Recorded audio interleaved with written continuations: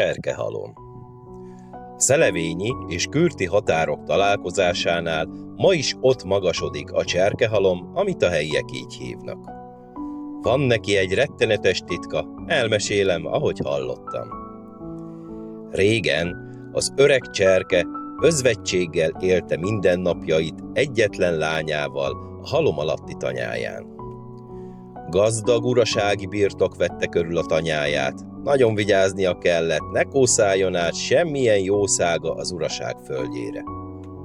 Egyszer mégis áttévedt a sovány két ökre az uraság portájára, és mivel cserke nem tudta bizonyítani, hogy az övé, az uraság elárverezte őket. Az öreg tajtékzott a dühtől, átkoccort az uraságra, és megfogadta, hogy megbosszulja. Nem is kellett sokáig várni. Az uraság egyetlen fia szerelmes volt cserke lányába, aki messze földön híres szépség volt. A lány viszonozta a fiú szerelmét, anélkül, hogy tudta volna apja gyűlöletét. Esténként, mikor az öreg már aludt, a lány átosont a halom túlsó oldalára, az uraság birtokára, ahol a gazdag fiú várta. Boldog, titkos találkozások voltak ezek, amiről csak ők ketten tudtak. Egyszer viszont cserke korán felkelt ellenőrizni a jószágot, épp amikor a lány hazaért. "Hol kószálsz éjjel ilyenkor?" kérdezte. "Fájt a fejem, apám, kint sétáltam", mondta a lány. Az öreg nem hitt neki.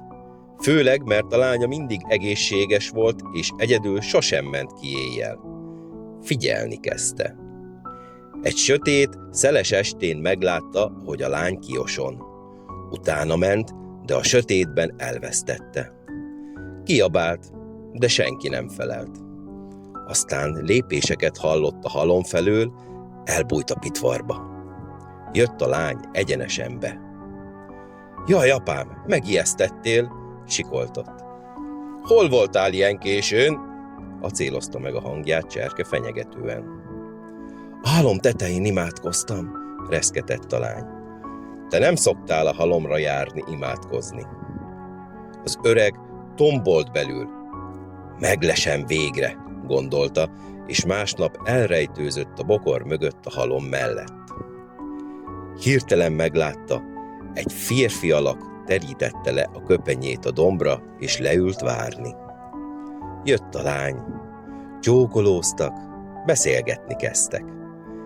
Cserke közelebb kúszott, kihallgatózott. Kiderült, az uraság fia. "Istenem, a lányom az ellenség fiával! Eljött a bosszú ideje!" Tajtékzott a dühtől, előrántotta a puskát. Kétszer dördült a lövés. Két holttest feküdt a domb tetején. Cserke otthagyta a lányát örökre.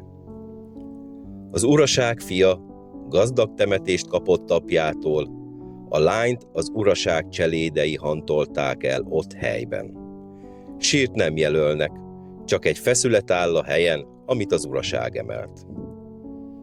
De sötét, kísérteties éjjeleken sokan látták, hogy egy fehér ruhás őszember hajlong a domb tetején, kezeit tördelve keresi lánya sírját, csontos kezével fenyegetve az uraság birtokát.